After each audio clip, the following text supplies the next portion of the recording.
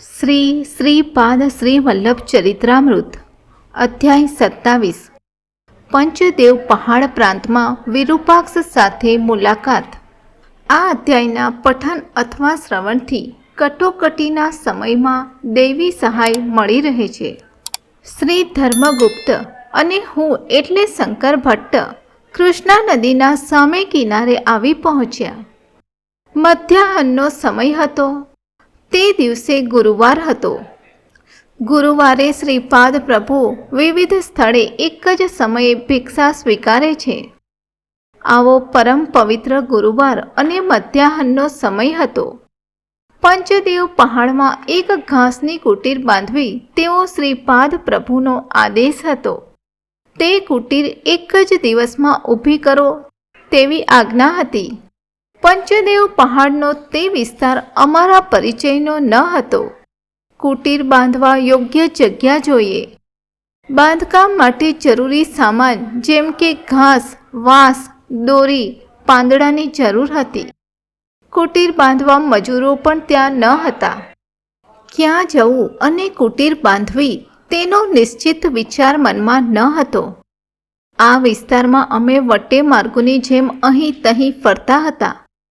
અમે એક ખેડૂતના ખેતરમાં ગયા. તે ખેડૂત પોતાના ઢોર માટે એક ગૌશાળા બનાવતો હતો. ખેતરની એક સ્વચ્છ જગ્યાએ એક ઊંચો ઓટલો બાંધ્યો હતો.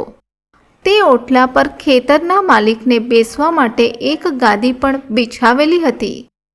તે ગાદી પર બેઠેલા ખેતરના માલિકે અમને બોલાવ્યા અને અમારું સ્વાગત કર્યું. તેણે અમને ભોજન પણ આપ્યું. અમે ખૂબ જ ભૂખ્યા હતા. શૂદ્રના ઘરનું ભોજન કરવું કે ન કરવું તે વિશે ક્ષણભર શંકા મનમાં આવી. તે સમયે ખેતરના માલિકે ખૂબ જ ક્રોધે ભરાઈને અમને કહ્યું કે અમારા જાનવરો ચોરીને બીજા પ્રાંતમાં વેચો છો અને હવે શૂદ્રના ઘરનું ભોજન લેવું કે નહીં તે વિશે મનમાં શંકા લાવો છો. તે ખેતર માલિકના હિસાબે અમે ચોર ઠર્યા હતા. અમને કકડીને ભૂખ લાગી હતી. તેથી અમે ત્યાં ભોજન કર્યું. ખેતર માલિકનું નામ વિરૂપાક્ષ હતું. અમારું ભોજન થયા પછી અમને બંનેને એક એક ઝાડ સાથે બાંધવામાં આવ્યા.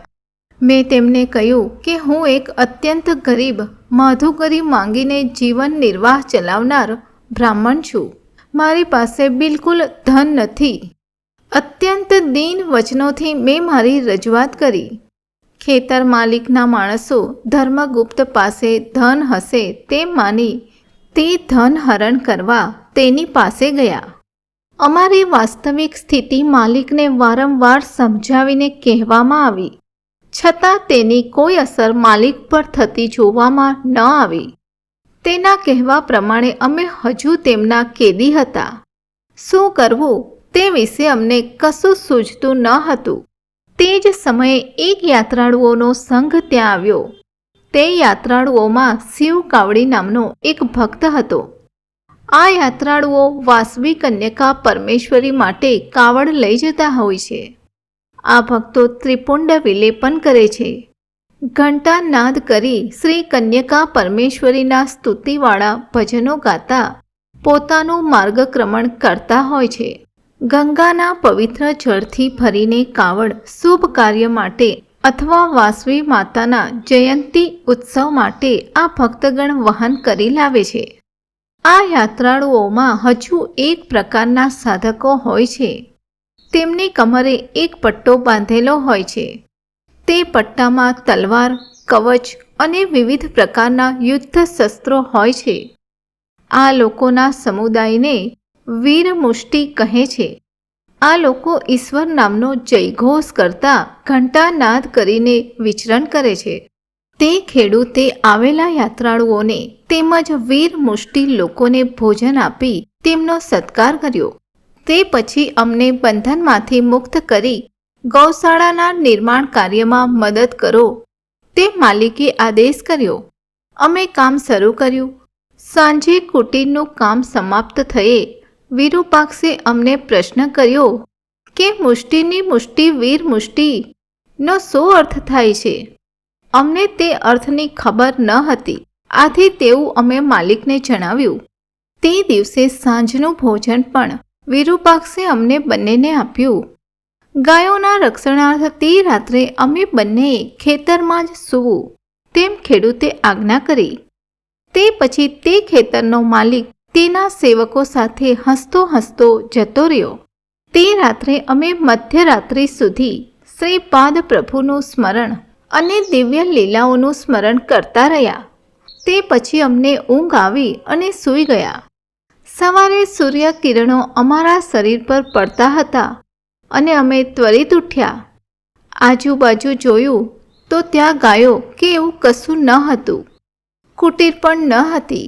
આજુબાજુના ખેડૂતો આવીને અમને પૂછવા લાગ્યા કે તે જમીન અમે કેટલા પૈસામાં ખરીદી છે. અમે તે ખેડૂતોને ગઈકાલે બનેલો વૃત્તાંત કહ્યો.